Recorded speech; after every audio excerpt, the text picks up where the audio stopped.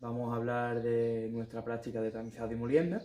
Esta práctica va a ser presentada por mis compañeros Pablo Torí e Iván Motelo y un servidor, José Manuel Romero. Primero vamos a hablar de nuestro índice, de qué compone nuestra práctica. En primer lugar, vamos a hablar de un poco de fundamento teórico dentro de una introducción. En segundo lugar, vamos a hablar de los objetivos y las variables a estudiar dentro de la práctica. El tercer punto consta del procedimiento experimental, que se divide en dos ramas. La primera son los materiales y los dispositivos utilizados y la segunda es el procedimiento. En el punto 4 vamos a analizar los resultados obtenidos y vamos a sacar unas pequeñas discusiones acerca de estos resultados.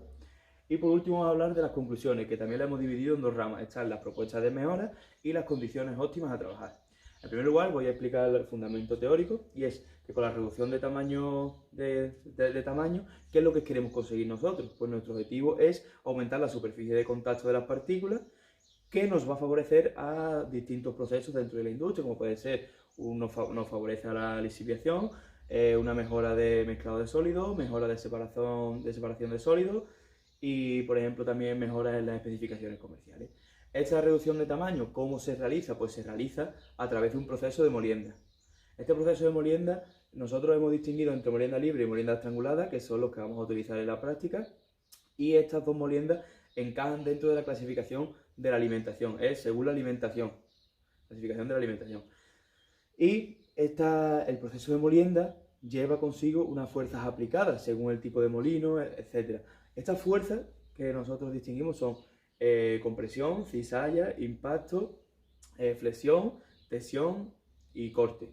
Nosotros hemos destacado la de impacto, que es la que utilizarán nuestros molinos, pero cabe destacar que en las conclusiones matizaremos y hablaremos un poco de la fuerza de cizalla, que trabaja uno de nuestros molinos.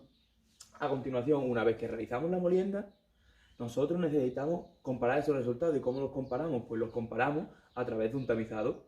Este tamizado, ¿en qué consiste? Consiste en separar por tamaño en material sólido, es decir, unas partículas separamos por tamaño. De este tamizado tenemos varias cosas. Podemos obtener el diámetro de Sauter y podemos obtener las distribuciones. Las distribuciones, que son tanto distribución en frecuencia como distribución acumulada, que nos permiten definir una distribución de partículas. Y el diámetro de Sauter nos va a permitir definir un tamaño medio de grano. Muy bueno. Como nos indica nuestra flecha guía, ahora vamos a abordar los objetivos y variables a estudiar en nuestra práctica. Para ello es necesario realizar una distinción entre el primer objetivo, el cual es el fundamental, y consiste en evaluar el efecto del tipo de envolturación, y un segundo objetivo, que es secundario, que sería realizar el análisis granulométrico, y nos va a ayudar a llevar a cabo el primero.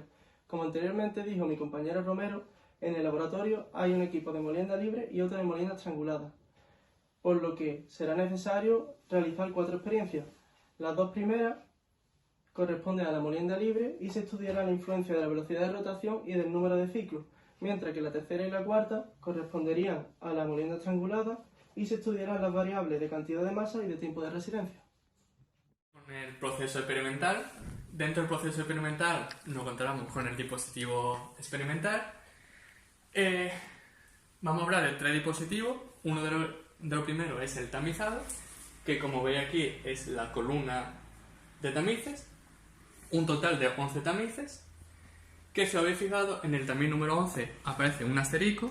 Esto es debido por dos motivos. Un primer motivo, que es para que actúe de base para mejorar la sujeción de la columna, y un segundo motivo, y es que en la última experiencia, a tener un mayor eficacia en el tamizado, vamos a requerir un décimo tamiz.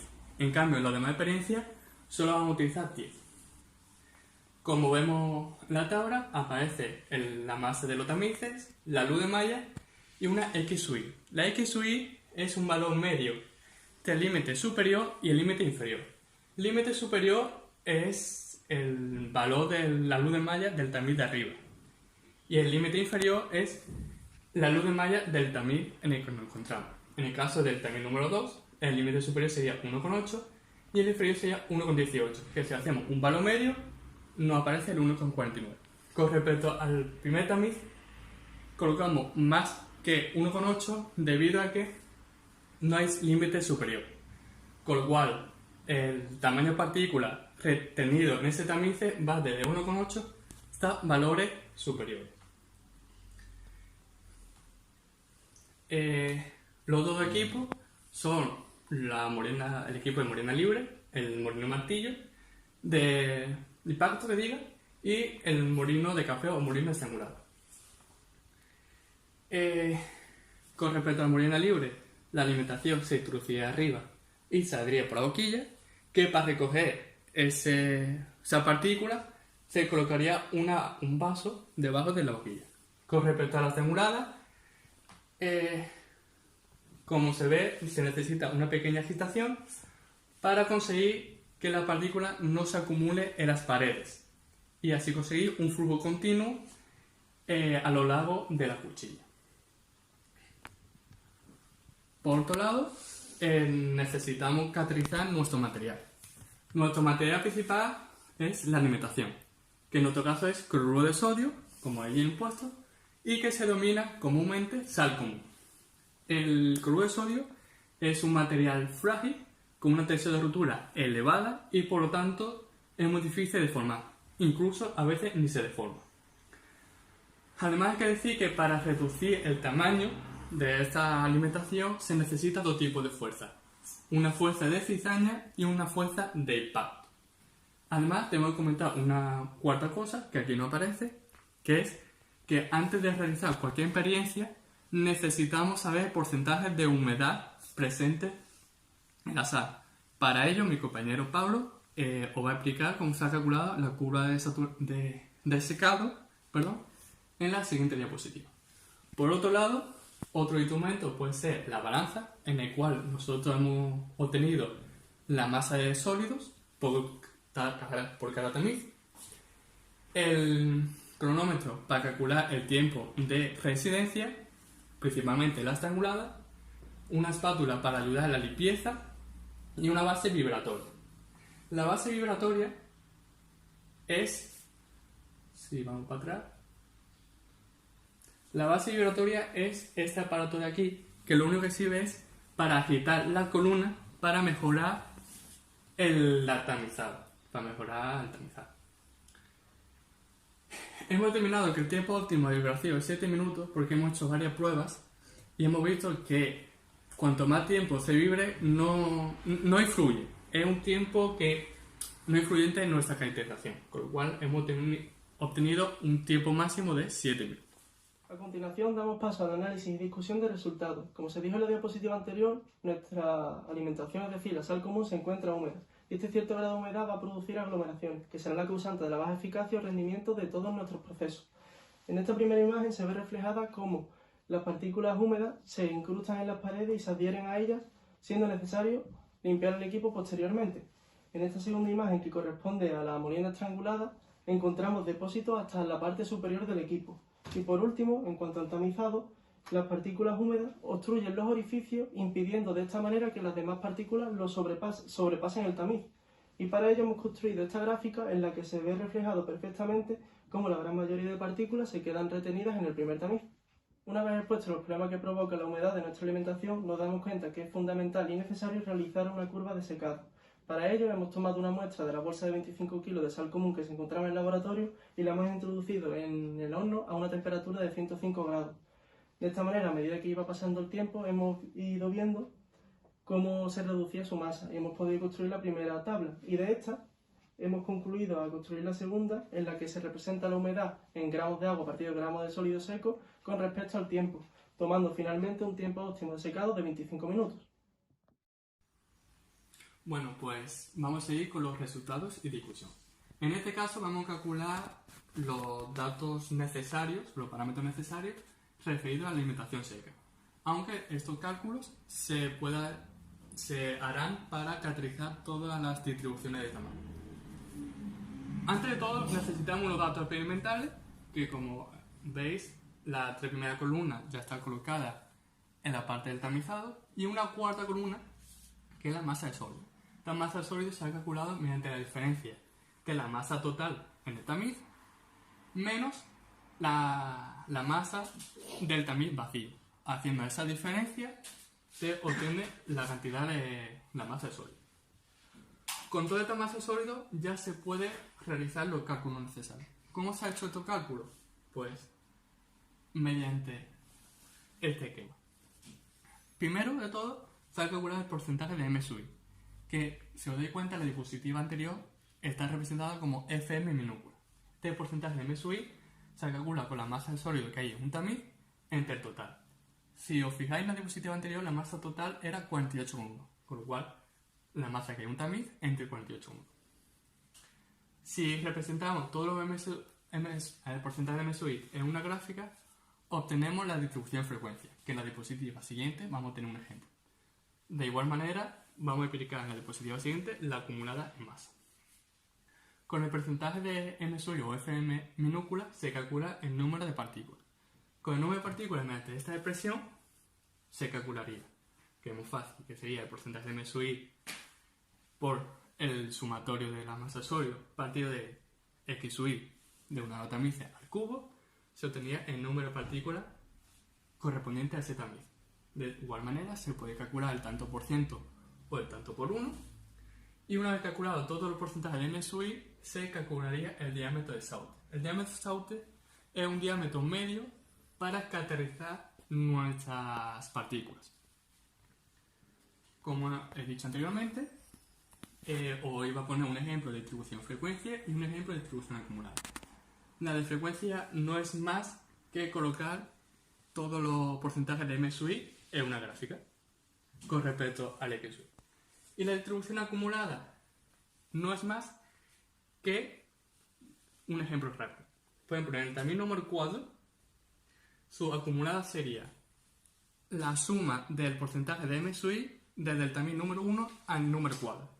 Con lo cual, si nos vamos dando cuenta, la acumulada es una función acumulativa de todos los porcentajes de M sub I, y por eso el valor final siempre es 1, si es tanto por 1, o 100, si es tanto por 100. Y como veis, hemos calculado el diámetro de Sauter, tanto para la alimentación húmeda como para la seca. En el caso de la húmeda, su diámetro de Sauter es 1,793 milímetros y la alimentación seca es 1,375 milímetros. Vamos a hablar de esta experiencia, donde nuestra variable a modificar la alimentación seca va a ser la velocidad de rotación. En esta gráfica hemos añadido también la alimentación sin proceder de molienda para hacer una pequeña comparación. Como podemos apreciar, la velocidad de rotación es una variable que no va a modificar mucho, puesto que, como estamos observando, lo que hace es reduce el tamaño del grande al mediano, pero sin nunca llegar sus partículas a los tamices más finos, es decir, reducir al máximo las partículas. Como podemos observar, en la de 6.000 revoluciones por minuto hay una homogeneización de las partículas de tamaño medio entre los tamices 2 y 6.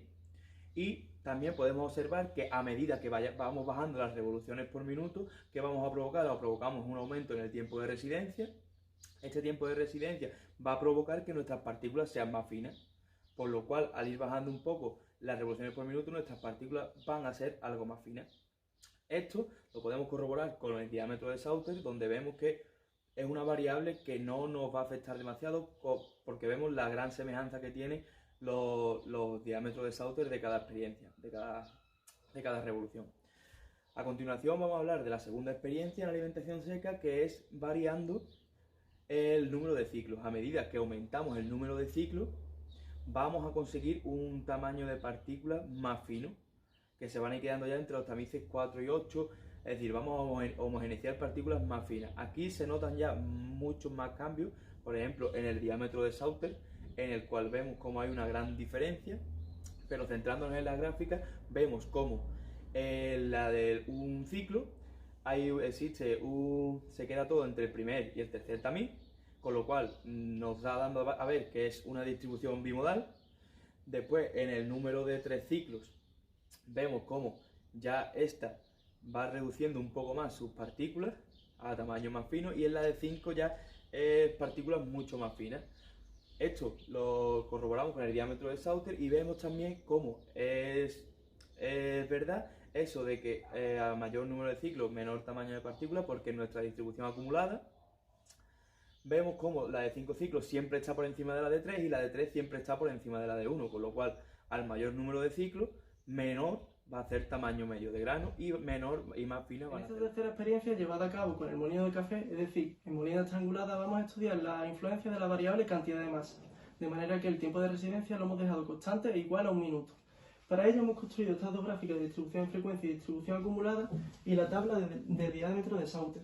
De todo esto podemos derivar que es esencial que cualquier equipo de molienda estrangulada trabaje completamente lleno para que funcione de manera óptima, ya que, como podemos ver reflejado en esta gráfica, la línea blanca que corresponde a los 200 gramos es la que tiene mayor área, por lo que su diámetro va a ser menor y vamos a conseguir una distribución de partículas mucho más fina. Con respecto a la cuarta experiencia, también llevada a cabo con el molino de café, vamos a estudiar el efecto del tiempo de residencia, dejando constante la cantidad de masa siendo igual a 200 gramos. De esta manera, una vez más, hemos construido las gráficas de distribución en frecuencia y acumulada y la tabla del diámetro de Sauter. Sin embargo, concluyendo todo este estudio, podemos comprobar que se aleja completamente de la realidad porque para medio minuto el diámetro de Sauter es inferior que para un minuto, cuando cualitativamente sabemos que a mayor tiempo de residencia, más partículas finas obtendremos. Y esto es debido al fenómeno que se representa aquí en la imagen, que a medida que el material es más pulpuriento, más aglomeraciones se producirán, provocando de esta manera que las distribuciones no se completen de una manera óptima. Tras haber explicado las anteriores experiencias, vamos a realizar una última con el objetivo de proponer una serie de mejoras en nuestro proceso, que consistiría en secar nuestra muestra antes del proceso de tamizado, es decir, justo después de haber sido molido.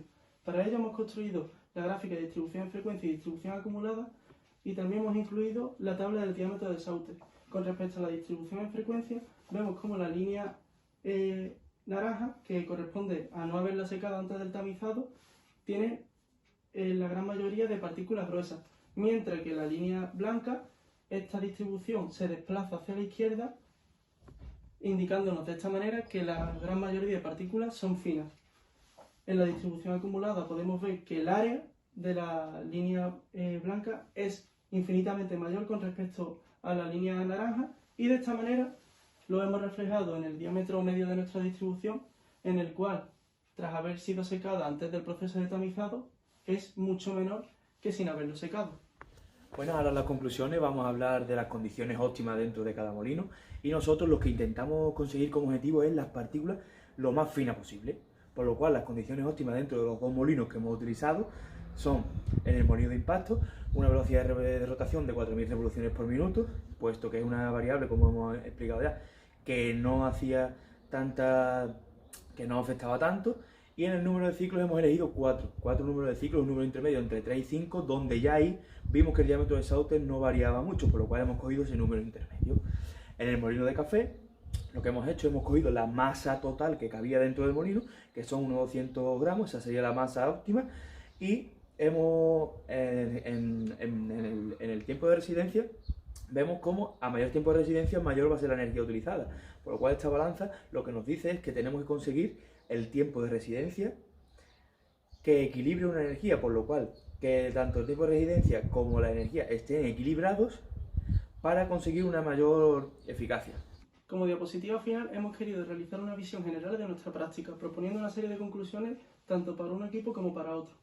En cuanto al molino de impacto, ya dijimos que la fuerza aplicable principal era el impacto. Sin embargo, en su interior también se produce una serie de cizallas, ya que, como vemos aquí rodeado con el círculo rojo, se produce un esfuerzo tangencial sobre las partículas, mientras que el molino de café, en su interior tan solo se produce impacto, mediante el choque de las partículas con la hélice, siendo esta hélice de diámetro menor a su base, por lo que va a necesitar un tiempo de residencia mucho más alto con respecto al molino de impacto, por lo que se podría diferir que entre un molino y otro se necesita bastante menor energía en el molino de impacto.